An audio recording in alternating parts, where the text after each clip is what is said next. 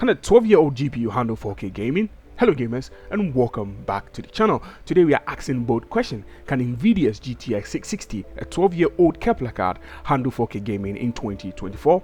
To find out, we are testing Deep Rock Galactic at 4K from low to ultra settings, documenting the results and sharing the surprises and of course the challenges along the way. So what do you think? Can this classic GPU still deliver a playable 4K experience? Let's dive in and find out, shall we? We kick things off with everything set to low at 4K resolution, and to our surprise, the GTX 660 delivered an incredible 120 to 140 FPS. That's right, despite being over a decade old, this card handled low settings without breaking a sweat. There were no performance issues like input lag, stuttering or frame skipping during our testing. The visuals were not jaw-dropping, well, they were solid enough to maintain an immersive experience. Deep Rock Galactic's optimization clearly shines here. Honestly, I wasn't too surprised by these settings. This game is known for running well on other hardwares, even potato PCs. But still, seeing the GTX 660 perform this well at 4K is impressive. A fantastic start. Let's turn up the heat and see how it handles medium settings, shall we?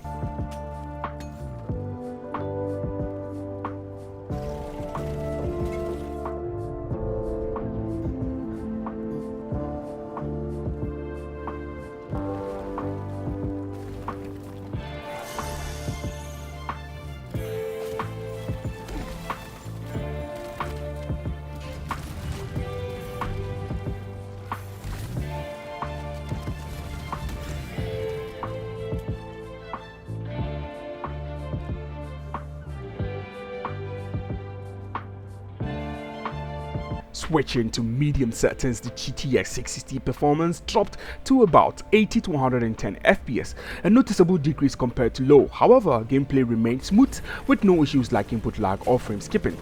What stood out here was the huge graphical improvement. The textures became much more detailed and explosions gained additional particle effects, making the game visually richer. It felt like a significant leap forward compared to low settings. This balance of improved visuals and smooth gameplay made medium settings a sweet spot for this card. The GTX 660 continues to hold its ground, but how well would it fare as we crank things up to high settings?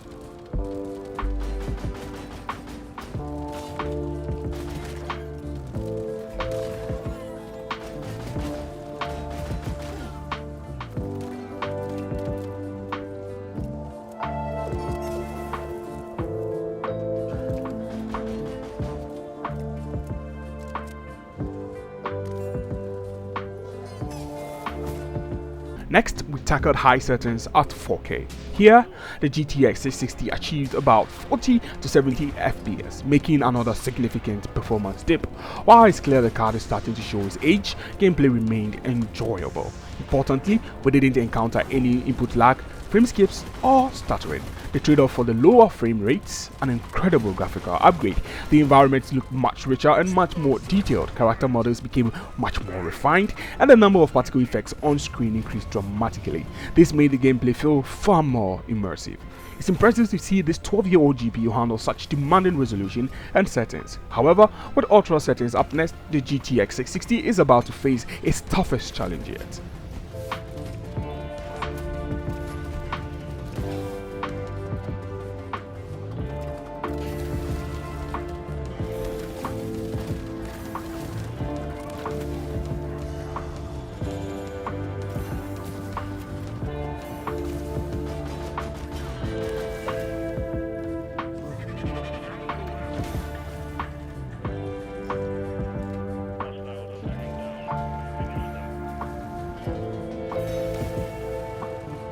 Finally, we pushed the GTX 660 to its limit with Ultra at 4K, and surprisingly it managed to play within the 30 to 50 FPS range. Though there were occasional frame spikes and brief moments of input lag, these hiccups didn't ruin the experience, but they were noticeable. The visuals at ultra settings were absolutely stunning, from the richly detailed textures to the vibrant lighting and intricate particle effect. The game transformed into a visual masterpiece.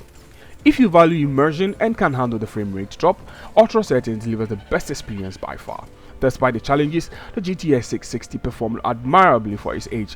While ultra settings push it to the limits, it proved that even a 12-year-old GPU can deliver a playable 4K experience in a well-optimized game like Deep Rock Galactic.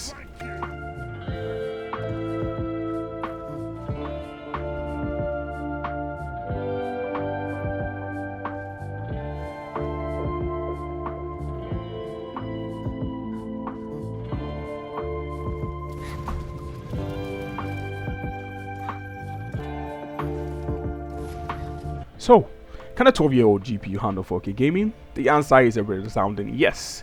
Well, depending on the kind of game you're playing, at least in the right games, I suppose. The GTX 660 may not be a modern powerhouse, but its performance here was impressive, delivering prayable frame rates and solid visuals across the board. If you got an older GPU sitting around, why not just give it a shot? Let me know in the comments what card you'd like me to test next, and don't forget to like, share and subscribe for more retro hardware adventures. Also, watch another video. I think I have a video on it on the Delta Force, which is the minimum required specs for that game. Cheers, and I'll see you on the another one, I suppose.